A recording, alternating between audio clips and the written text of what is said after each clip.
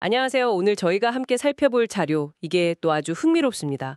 바로 우리 이웃 국가들이죠. 중국, 일본, 한국의 탄소 정책입니다.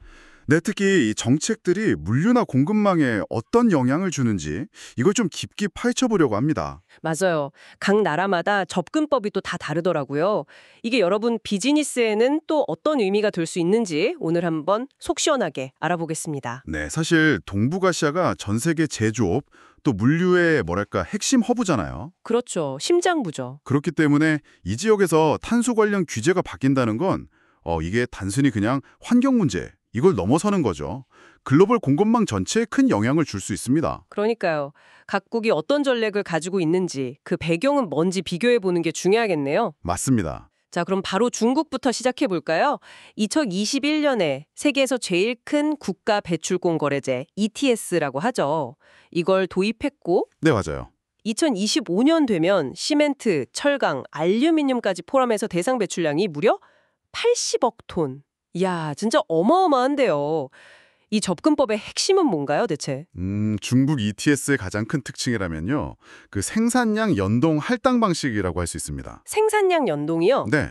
그러니까 단순히 배출 총량을 딱 정해서 옥죄는 게 아니고요. 생산 효율이 좋은 기업, 다시 말해 같은 제품을 만들 때 탄소를 덜 쓰는 기업에게 유리하게 배출권을 주는 방식입니다. 아하, 효율성을 기준으로? 그렇죠.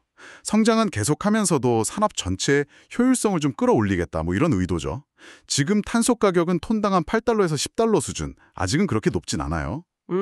아직은요? 근데 그 규모 자체가 주는 압박감이 상당합니다.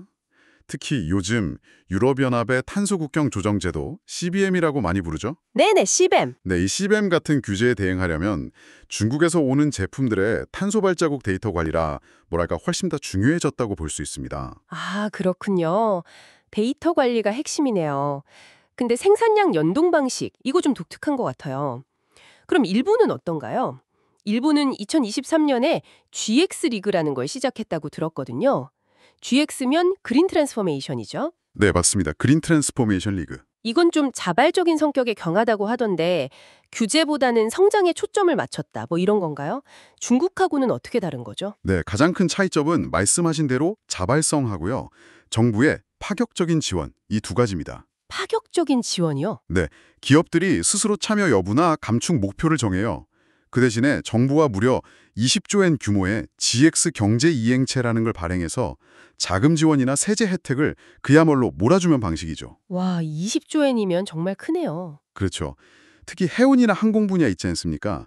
여기서 수소, 암모니아, 그리고 그 SAF라고 부르는 것. 아, SAF요? 지속 가능 항공유. 네, 맞아요. 지속 가능 항공유.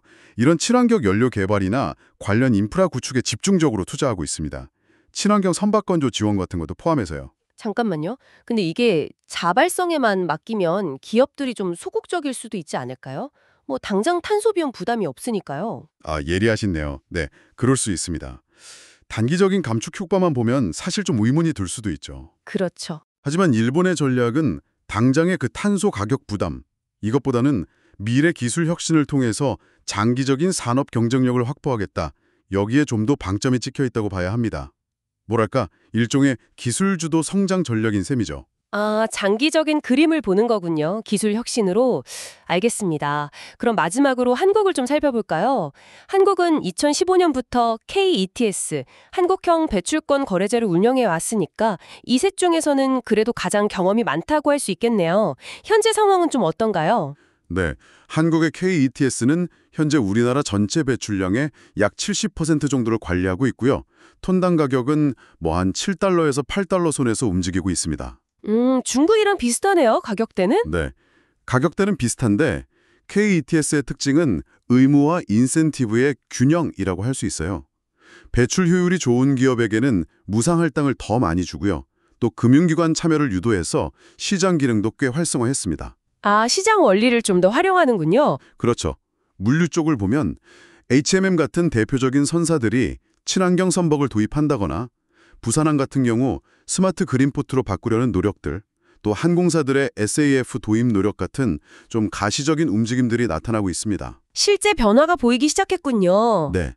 근데 이제 2026년부터 4차 계획 기간이 시작되거든요. 그때는 규제가 더 강화될 예정이라서 기업들이 좀 더 발빠르게 대응할 필요가 있습니다. 그렇군요. 자, 이렇게 중국, 일본, 한국이 정말 각기 다른 길을 가고 있는데요. 이런 정책 차이들이 실제 물류 현장, 그러니까 당장 여러분 회사의 운송 루트라던가 비용에는 구체적으로 어떤 영향을 미치게 될까요? 몇 가지 중요한 흐름을 좀 짚어볼 수 있을 것 같아요. 첫째는 중국의 탄소 비용 부담이 이제 현실화되면요. 일부 생산 기지가 어쩌면 비용 경쟁력이 상대적으로 좀 나아지는 한국이나 일본 쪽으로 이동할 수도 있다. 즉, 공급망 재편 압력이 커질 수 있다는 점입니다. 아, 생산기지 이동 가능성이요? 네. 그리고 둘째는 부산항, 상하이항, 도쿄항 같은 동북아 주요 항만들 사이에서 누가 더 친환경적인 그린포트가 되느냐, 이 경쟁이 아주 치열해질 겁니다. 그린포트 경쟁이요? 그렇죠. 저탄소 운송 경로 확보가 곧 경쟁력이 되는 시대가 오는 거죠. 그리고 셋째는 수소 같은 친환경 연료 공급망을 구축한다거나 탄소 포집 저장 기술, CCS라고 하죠. 네, CCS. 그리고 배출량 측정, 보고 검증을 위한 디지털 시스템, 이걸 MRV 시스템이라고 부르는데 이런 MRV 시스템 표준화 같은 분야에서 삼국 간의 기술 협력 필요성도 점점 커지고 있습니다. 여러분의 물류 네트워크에는 어떤 변화가 예상되시나요? 이런 질문을 던져볼 수 있겠죠. 정말 복합적인 영향이네요. 근데 이런 변화가 꼭 위기만은 아니겠죠. 분명 새로운 기회도 있을 텐데요. 물론입니다. 당연히 기회도 있죠. 예를 들어서 정확한 탄소 배출량을 측정하고 관리해주는 컨설팅 서비스 시장, 이게 커질 거고요. 아, 컨설팅 수요가 늘겠군요. 네. 그리고 전기 트럭이나 수소 트럭 같은 친환경 운송 수단, 또 관련 금융 상품에 대한 수요도 분명히 늘어날 겁니다. 다만 역시 어려운 점도 있겠죠.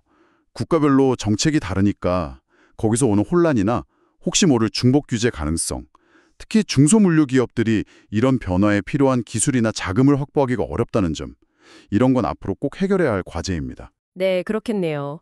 자, 오늘 이야기를 좀 정리해보면 중국은 그 거대한 규모와 효율성으로, 일본은 기술 혁신 중심의 파격적인 지원으로, 그리고 한국은 균형 잡힌 시스템 운영으로 이렇게 각기 다른 전략들이 동북아 물류 지형을 아주 역동적으로 만들고 있다. 이렇게 요약할 수 있겠네요. 맞습니다.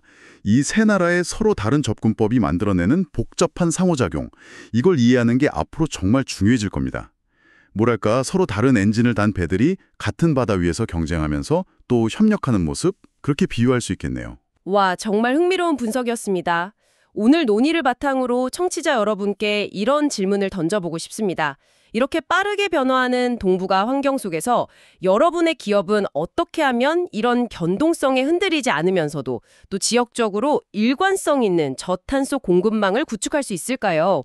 이걸 위해서 지금 당장 어떤 데이터 분석이나 파트너십 구축을 시작해야 할까요? 다음 시간에는 북미 지역의 탄소 정책을 더 깊이 들여다보겠습니다.